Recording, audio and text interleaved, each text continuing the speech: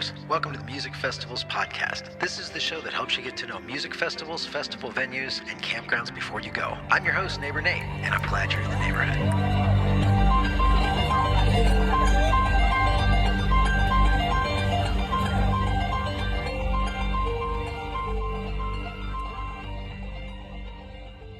And welcome back, neighbors, to the Music Festivals podcast. I am your host, Neighbor Nate, and this is episode number 17. And today we are kicking off season number 2.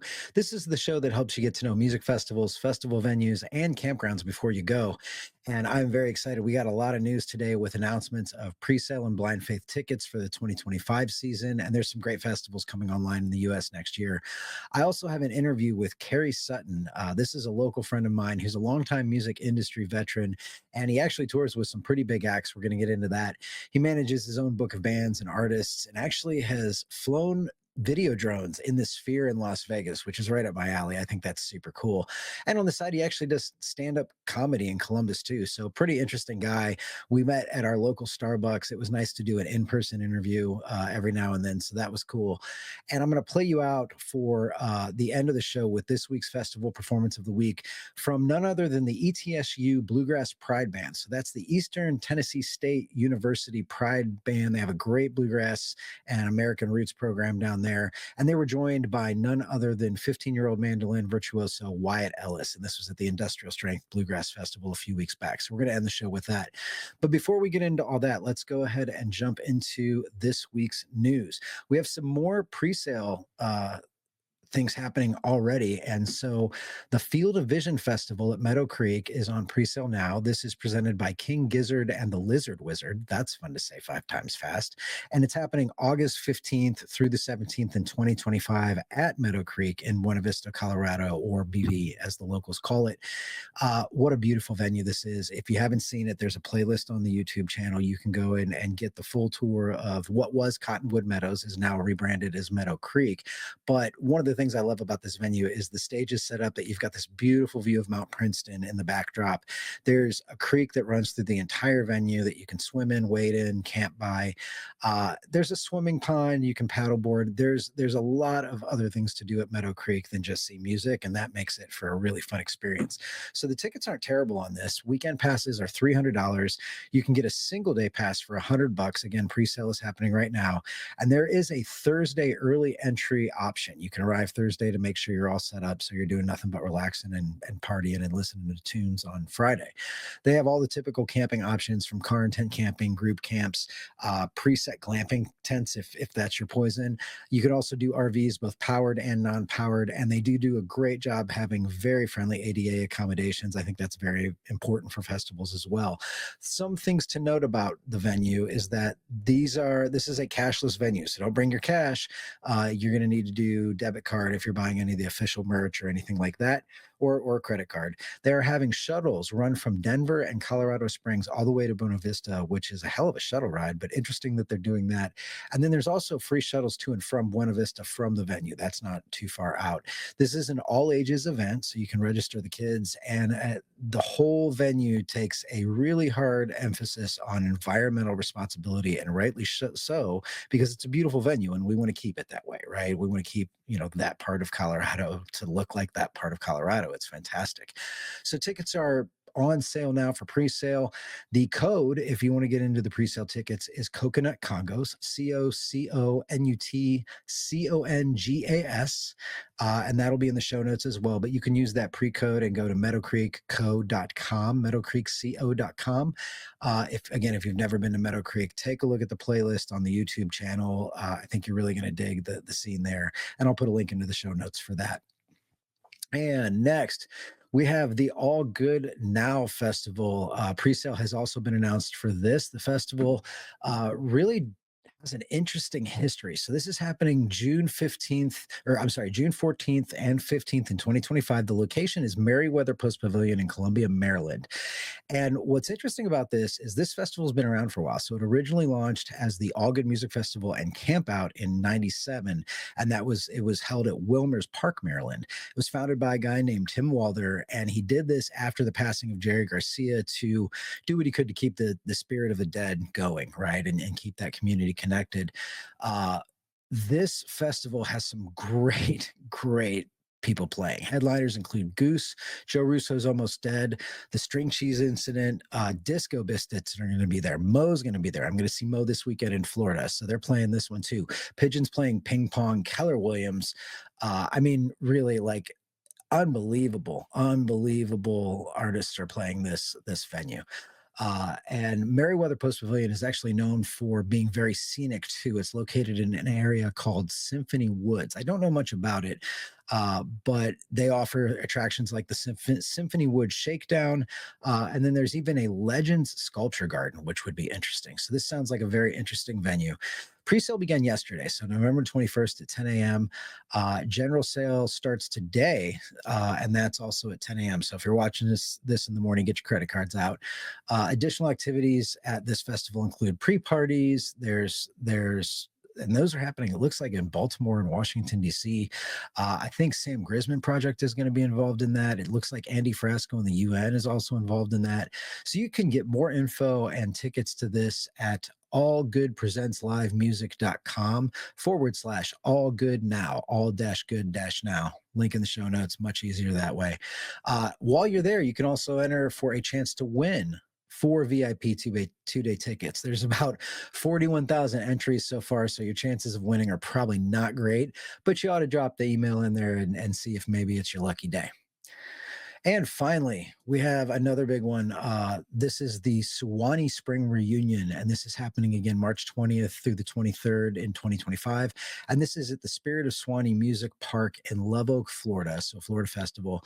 Tickets are not yet available for purchase, but the lineup has been announced, and it really looks quite amazing as well. You've got Infamous String Dusters, Sam Bush, Dawn of the Buffalo Kitchen Dwellers, the great Peter Rowan, one of the early founders of bluegrass in general, Fireside Collective, and there's going to be many, many more to be announced. The venue spans about 800 acres of land, so it's a huge venue, and it's located on the banks of the Suwannee River, about 3 miles of it, I guess. So this is definitely a festival to get on your radar. You're going to want to go to the website, make sure you jump on the email list once they start announcing pre-sales and codes and tickets and things like that. They host a lot of music festivals and events throughout the year here, and there's all kinds of camping available. You can do RV tents, cabins.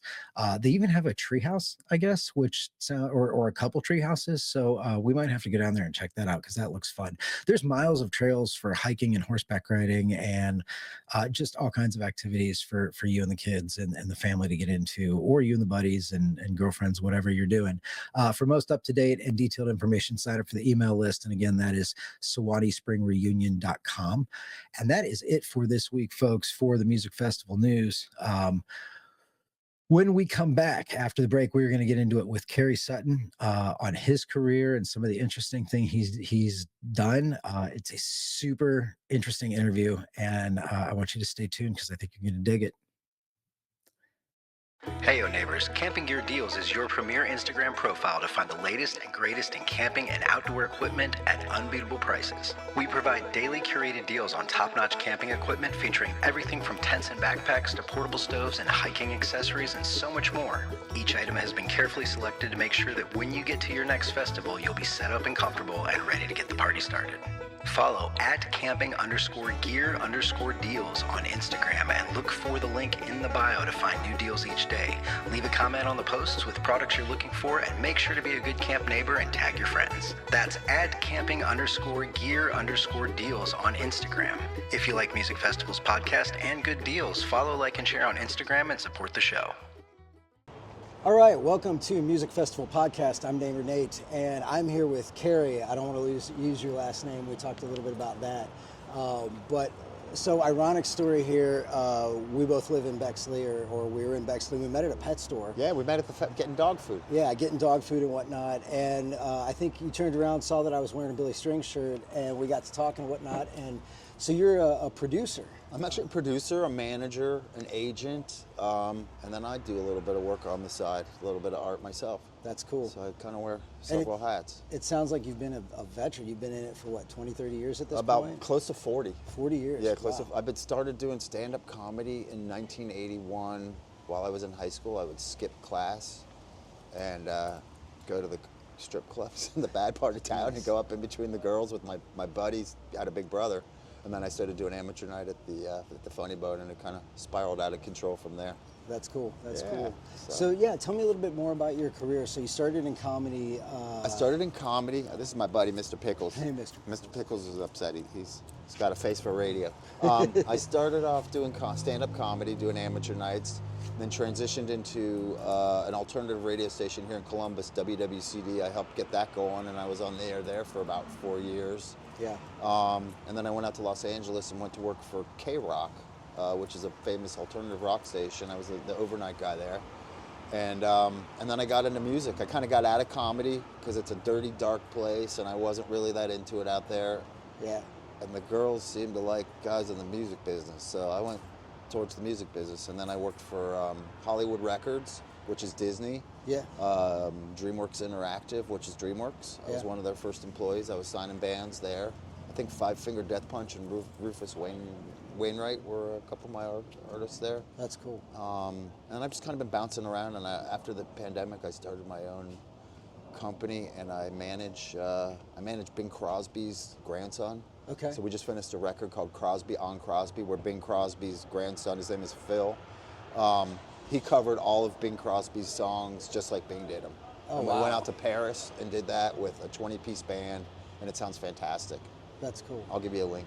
Yeah, so you yeah. can Definitely take put the a link in the listen. show notes to that. Yeah, so all kinds. I'm all over the place. Everything from hip hop to country to alternative to touring. I'm on a tour right now.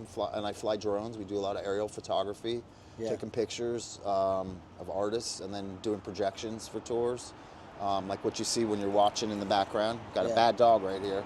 So you were saying too, you were just recently out at the Sphere flying drones Yeah, in the Sphere. yeah, we were checking out doing U2 flying drones with Jaybird Films, and Yeah. that was pretty amazing. Yeah. Just the vertigo, just the structure is amazing, and the sound is amazing. So that was a good time. It's interesting. I know they just announced not too long ago that they're opening up a second Sphere in Dubai. Yeah, the second Is this Sphere. going to become like what This is the music new, experience yeah, is? it's a $2.3 billion venue, and that's the new experience, and it's taking it to the next level. Like, back in the 70s, it was with quadraphonic sound, and then Dolby surround sound, and then Yeah. 5.1, 7.1. I think now we're on like 11.7.2 on Right. Dolby. So it's just keeping up with the times, and the sound is amazing. And the technology is amazing in that sphere. It's fascinating to see, to think about how much programming and design goes into putting together a show when it's a 360 It's a complete lot environment. years. Right. I mean, it took us 2 years to put this first U2 show together. Now it's kind of a formula, and they've got a boilerplate, and they're kind of tweaking it out. The Eagles are still in there.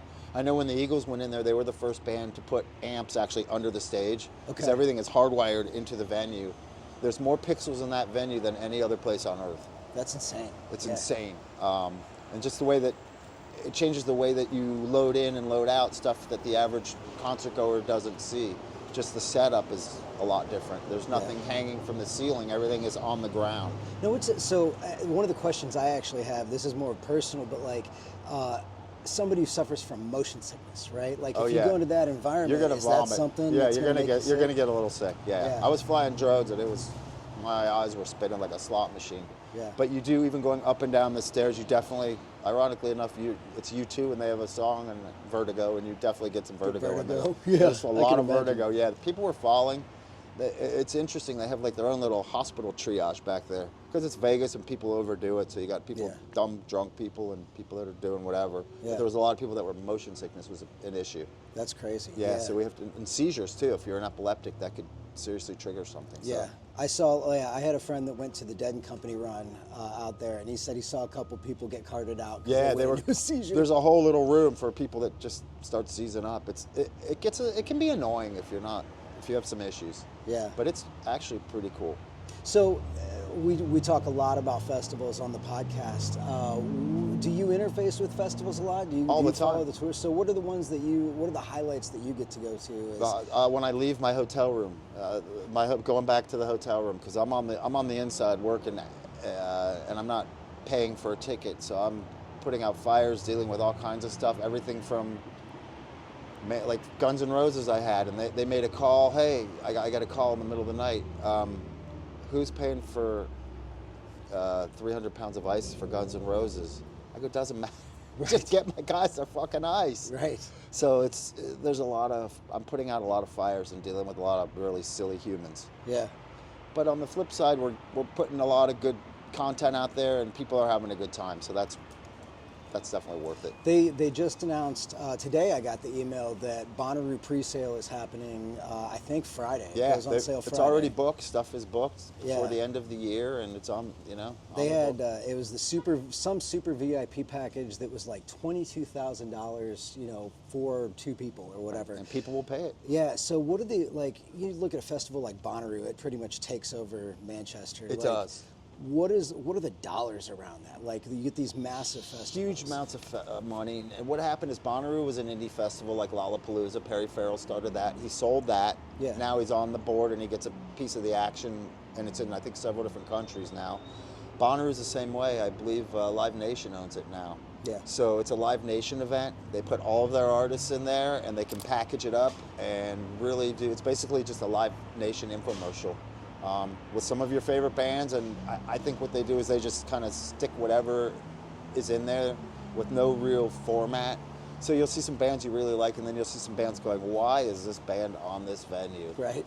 Or why is this on this bill? And I don't know, I think Bonnaroo's gone downhill, but it's still going. I mean, people are going. It brings a lot. Manchester, Tennessee is nothing. It was a nothing city in the middle of nowhere, and it's a pain in the ass to get there.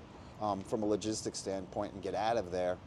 But, like Indio, California, to take Coachella on the flip side, I think it really brought a lot of life. Coachella brought a lot of life to the Indio Valley, which is the desert, and there wasn't a lot going on there.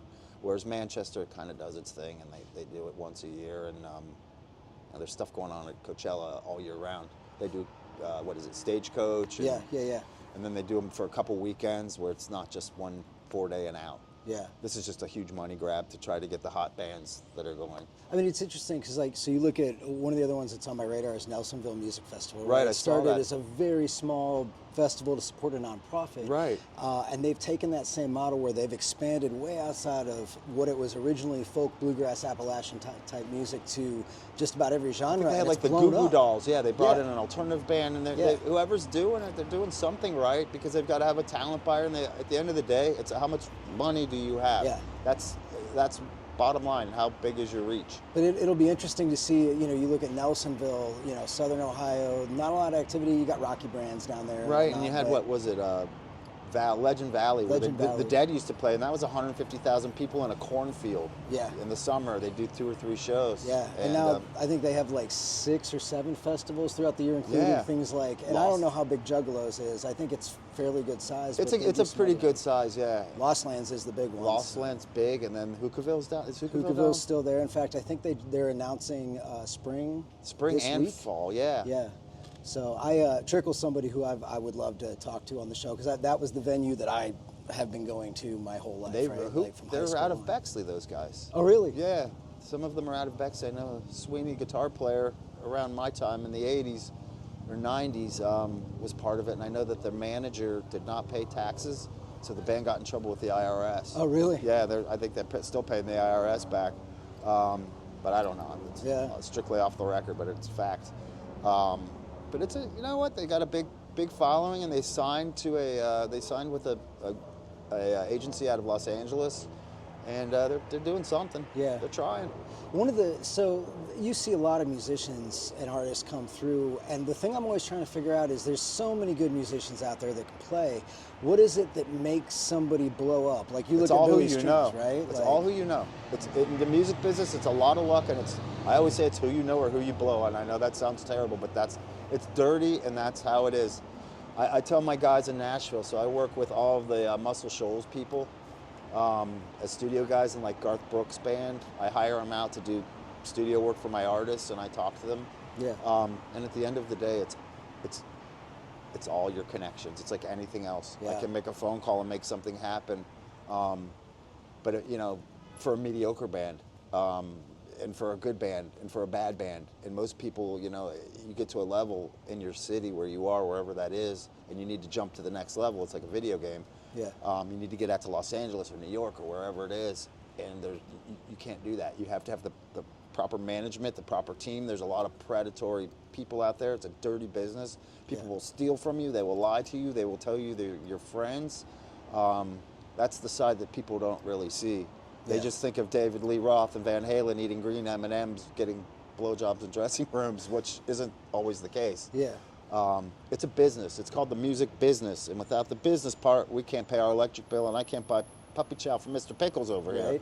So I look at it as a business and a bank, and you know, you got to borrow, and then you've got to put stuff in and invest, and it's a lot of little channels, a lot of streams going through the. It's one of the things I had Donato on the show early on, and I was really impressed with like his business acumen and the way he talked about the band as a business. But that was one of the things he said is, eventually we'd like to add a pedal steel player. We just have to get the revenue there to the point where we can pay somebody because it's their livelihood. Everything costs money. So a tour bus, that tour bus that's out there is $1,500 a day. Then I have to pay the driver another $500 a day. So for every bus, we're at $2,000 a day before we even go to the bathroom or have lunch. Yeah. So I got 4 buses. I'm at 8,000. Then I've got 4 guys in the band at 3 meals each. So I'm at 12 meals a day, plus tour buses, plus hotels. And people complain about the price of tickets, but they don't realize how much logistics really goes into things. Like on the Taylor Swift tour, 93 semis full of gear. 93 semis full of gear. I mean, are they leapfrogging too? Like if she's going venue to venue, there's 2 sets. There's two stages. Generally on the big tours, there's two sets of, or even 3. Yeah, they're leapfrogging. So they've been in Toronto. There's a show Friday. They've been setting up since Monday, and then interesting. There'll be a week off, and then they'll do 3 more shows in Toronto. Not this weekend, but next weekend again for a total of 6. And they'll just leave the gear up.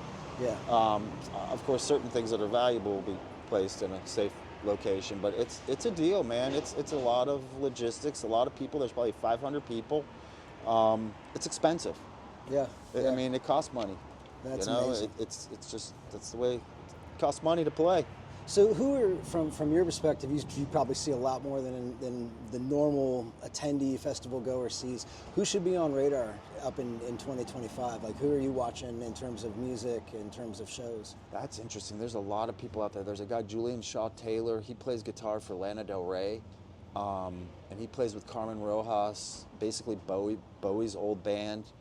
He's got some stuff that he's putting together. He's out of England. But he's in Los Angeles, so he's a British guy. So he works with like Peter Murphy, Bauhaus, David J, that whole alternative scene, the goth, punk goth kind of stuff. Yeah. You're going to see a big resurgence of that. So I've been working with some of those guys. You know, on another note, I just finished a record with Bing Crosby's grandson, Phil Crosby, who's a crooner, and we went to Paris and did a record. It's called Crosby by Crosby, and it's a knockoff of Phil trying to sound like Bing, and he does, as a crooner with a big band, and it just sounds wonderful. Yeah. Another guy I'm working with, if you remember Disney, Mary Poppins, Spoonful of Sugar, it's the Sherman Brothers. They were the most successful songwriting duo of all times for movies. Their grandson's name is Alex, working with him on some things with Disney. That's cool. And then also, what else? This is just a little side thing, but there's an artist I'm working with who is Pablo Escobar's niece. Her name is Priscilla Escobar. She's a bass player. She plays for CeeLo Green and then also on American Idol. Okay. And then she tours, and we're doing some solo stuff with her too. So I've got a lot of up-and-comers. If you like country music, great guy, Mickey LaMantia. It's old country. It's not the pop country crap. Like more cowboys. Yeah, like country. Jamie. We did a song with Jamie Johnson. We're working with Bill McDermott, produced it. He's a big producer out in Nashville. All your favorite country songs, he's got a hold of them. And then I'll work with writers. This guy Joe Doyle. He's written several #1 country songs. Yeah. And we're he'll say, I got a song for you. I want you to shop it for an artist. So I'll find somebody, or 4 or 5 big artists that are big, and we'll kind of pitch it to them and try to get it out there and make something happen. This is a hard business, man. It's lightning in a bottle. It's like your favorite band has their first record, And then how do you match that first record that has 4 great songs on it? Right. You know, that second record comes out and then you're all bummed out. Yeah. Call that the sophomore slump. So we try to keep the consistency going, like a good meal. So I mean, I'm mid-career, making a transition, trying to get into the music business. You can be a new band, trying to make your way. You've been in it for a long time. What do you say to people who are trying to break their way into the music business? What's most important that they should think about? keep your day job. It's a bad business. Shit, that's not what I want to hear. No. You know, there's not a lot of revenue to be made. It's licensing, it's touring, and it's merchandise. There's no physical product anymore. And now everything's getting consolidated. Even with, I say radio is deader than, I'm a radio guy. Radio is deader than fried chicken. I know Elon Musk has a chip, little computer chip that's going to be going into all of the cell phones. And that's going to be coming off of, feeding off of the Starlink satellites. It's going to be providing us with all of our streaming for music and TV. Yeah. That's going to be the future, where radio. You think terrestrial will go away? Oh, it's going away. Yeah. It's. I think AM will stick around, but I'm a radio guy, and I will tell you, the numbers aren't there. Radio stations are going out of business. Like Odyssey, which is a big conglomerate that's been around, they're dead. Legacy, dead. Yeah. They're all just going. The newspapers and radios are going. What's crazy to me too, so like podcasting is not new. It's been around since I started my career. We're 20 years into podcasting. Right. And now suddenly that's the thing, and I think it was the move to every single car stereo now is app enabled, so you can hook your phone that's to it. Exactly it, that Android enabled. Also the big thing, because I've been doing this since dial-up in Windows like 3 and DOS, bandwidth. We did not have enough bandwidth. Right. I was doing a lot of work with streaming back in 1991 and 92, and I did not have bandwidth to do it. I could not get a song to sound proper. It was very compressed sounding with a lot of dirty bits in there, and it just, I mean, you guys have all heard that when you get a bad connection. Yeah. But that's key, is the bandwidth. I was talking with a guy, Turner Moore, yesterday, runs Sunshine Hootenanny Festival down in Florida, and we got to talking about that. He's a video guy too, and he was like, yeah, that's the problem, is we're so remote here, we can't have somebody like Nugs come in, we can't live stream because we don't have the bandwidth. How do you solve that problem, especially for remote? Is that Starlink, really satellite, yeah. It? So back in the day when cell phones were first coming out, you know, it was great because I could get a hold of my artists, but you'd go to these festivals and the towers would get overwhelmed, like they still do, and too much traffic and network congestion, and you couldn't get a hold of your artists. So we started using satellite phones. Yeah. Because you've got a much better bandwidth, and you're rolling off a satellite. It's more expensive, but you have that consistency, what you need when you're running a show. And I've got a female artist that's in the dressing room. I don't want to bother her. Right. I want to make sure she's okay, but I also want to make sure she gets to the stage and gets everything taken care of. So it's all, and radio is the same way. It's not what, you know, what makes the most popular radio station isn't the content, it's how big their tower is. Okay. So it's like he with the biggest wallet size wins. Matters, I yes, guess. size does matter. Yeah. I don't care what you say. So all my ex-wives out there. So sidebar, I want to go back. You say you do stand-up comedy. Yeah, Tell me I do. about that. Where are you doing that at? I'm at the Attic right now, which is over on Oak Street, and I just kind of pop in there 3 or 4 nights a week when I'm not out doing my thing, and I get bombed a lot. I bomb a lot, but I've been doing stand-up for about 40 years. I started when I was about 16, so it's nice to get back to it and do it as a hobby and not a way to make a living, because it's rougher than music. It's hard. My family and I are big fans of Tom Papa. Okay. So we listen to a lot of stuff, and he just did a podcast with Jerry Seinfeld where he talked about the same thing. He's coming to town here in a couple months. Yeah, I would totally hopefully catch that show. We'll have to go check you out at the Attic sometime. Yeah, anytime you have a ticket, anytime waiting at the door, you just tell them you're coming to see me, and if you don't get punched in the face and make it up there, hopefully I won't make you cry. Well, I appreciate it, and I appreciate you jumping on the podcast. Yeah, interesting conversation. Seriously. Yeah, it was a nice chatting with you. Yeah, cheers. Cheers. And that is all we have for this week, neighbors. I sure am glad that you tune in each week, so thanks for doing that. Stay tuned. We've got great shows coming up in season 2. So next week, we're going to talk with a company called TuneHatch. These guys are a Nashville-based tech startup that is essentially a dating service for performing artists, venue owners, and promoters. I think it's a really interesting concept. And so we're going to talk with the founders of that. They're down in Nashville. Following that, we're going to have a festival recap of Sunshine Hootenanny and also the venue playlist for the Florida Sands Ranch. That's going to be added pretty soon after I get back from this weekend's trip. Upcoming interviews with guests like Trey Hensley, who's an outstanding bluegrass guitarist, the boys from the Mountain Grass Unit, which is one of my new favorite bands, and they definitely rocked it at Renewal, and then Pixie and the Party Grass Boys. They've been on the scene for a couple of years now and really do some amazing stuff. And they're going to be playing both as part of the River Wondergrass series, but also at Winter Wondergrass, which is in Steamboat Springs, Colorado in February. So very excited to talk with all those folks. And there's a few more conversations in the works as well. I appreciate each of you. There's over 1,600 of you in the neighborhood now. So thanks for jumping in on this little adventure. And if you are one of those neighbors, please take some time to rate the show wherever you're taking it in, whether you're watching it or listening to it. If you have not subscribed yet, and this is your brand of poison, definitely go to musicfestivalspodcast.com. And that is where you can find all the different ways to subscribe, from email to podcast networks to the YouTube channel. I'm actually, again, on a plane down to Florida later this afternoon for the Sunshine Hootenanny Music and Arts Festival.